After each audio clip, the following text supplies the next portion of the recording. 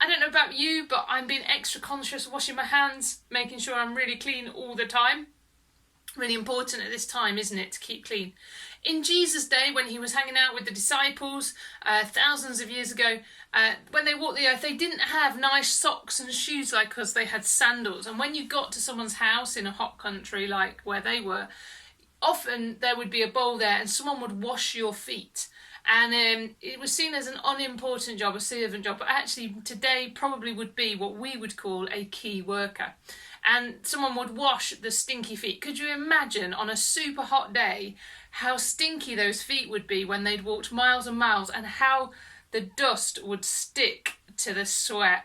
Ah, that is gross. But anyway, one day Jesus washed the disciples' feet, and that's the part of the story we're thinking about today. If you haven't got your Bible, grab it now. You can always pause me. If you've got it, we're going to open it into John chapter 13, and we're going to read together from verses 1 to 17. So in your Bible, John chapter 13, verses 1 to 17. It says this: "It was just before the Passover festival. Jesus knew that the hour had come for him to leave this world and go to the Father. Having loved his own who were in the world, he loved them to the end. The evening meal was in progress, and the devil had already prompted Judas, the son of Simon Iscariot, to betray Jesus. Jesus knew that the Father had put all things under his power, and that he had come from God and was returning to God. So he got up from the meal, took off his outer clothing and wrapped a towel around his waist. After that he poured water into a basin and began to wash the disciples' feet, drying them with the towel that was wrapped around him. He came to Simon Peter, who said to him, 'Lord, are you going to wash my feet?' Jesus replied, 'You do not realize now what I am doing, but later you will understand.' 'No,' said Peter, 'you shall never wash my feet.' Jesus answered, 'Unless I wash you, you have no part with me.' 'Then, Lord,' Simon Peter replied, 'not just my feet, but my hands and my head as well.' Jesus answered, 'Those who have had a bath need only wash their feet. Their whole body is clean. And you are clean, though not every one of you.' For he knew who was going to betray him, and that was why he said not everyone was clean. When he had finished washing their feet, he put on his clothes and returned to his place. 'Do you understand what I have done for you?' he asked them. 'You call me teacher and Lord, and rightly so, for that is what I am. Now that I, your Lord and teacher, have washed your feet, you also should wash one another's feet. I have set you an example that you should do as I have done for you. Very truly I tell you, no servant is greater than his master, nor is a messenger greater than the one who sent him. Now that you know these things, you will be blessed if you do them.'" Wow, what an amazing story. Could you imagine being there that day and Jesus wanting to wash your feet? I don't know about your feet, but sometimes my feet get pretty stinky, pretty dirty, particularly if I've been out for a long walk or been playing football. They are a bit gross, but Jesus shows us what amazing love we have.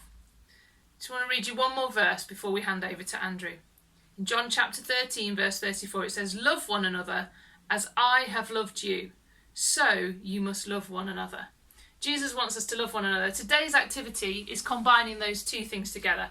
We're going to do a foot activity, but don't worry, you're not washing each other's feet. But it does involve feet. So over to Andrew to tell us what to do. Number 1. You'll need a piece of paper, crayons or pencils and something to lean on so you don't mark the floor.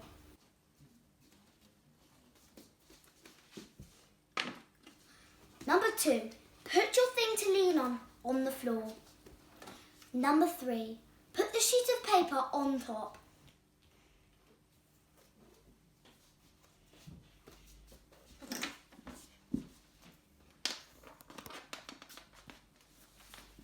Number 4. Ask someone in your family to put their foot on the sheet of paper. Number 5. Carefully with a pencil or washable pen, draw around the foot.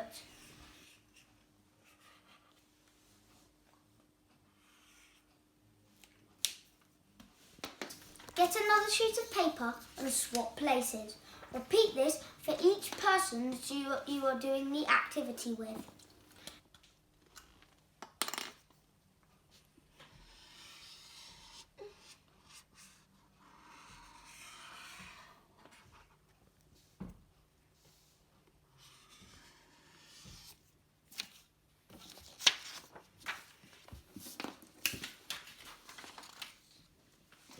Number 7, make sure you have the foot shape you drew around, not your own foot. Number 8, write a prayer for the person whose foot outline is on the paper.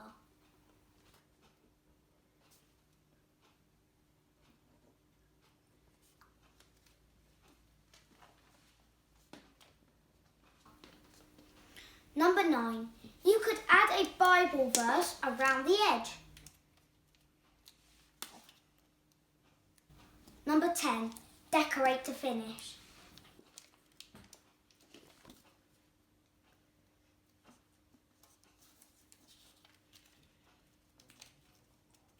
Number 11, pray the prayer that you have written for the person and then give them the completed foot. Dear Lord, look after my mum.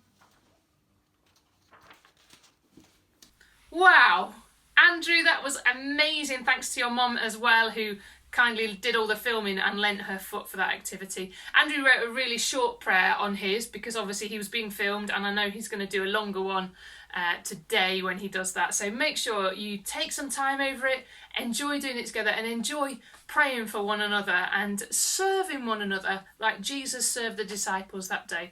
I encourage you to read the story again if you'd like to, and to maybe you could act it out in your families today and enjoy spending that time together with Jesus. I'll see you tomorrow.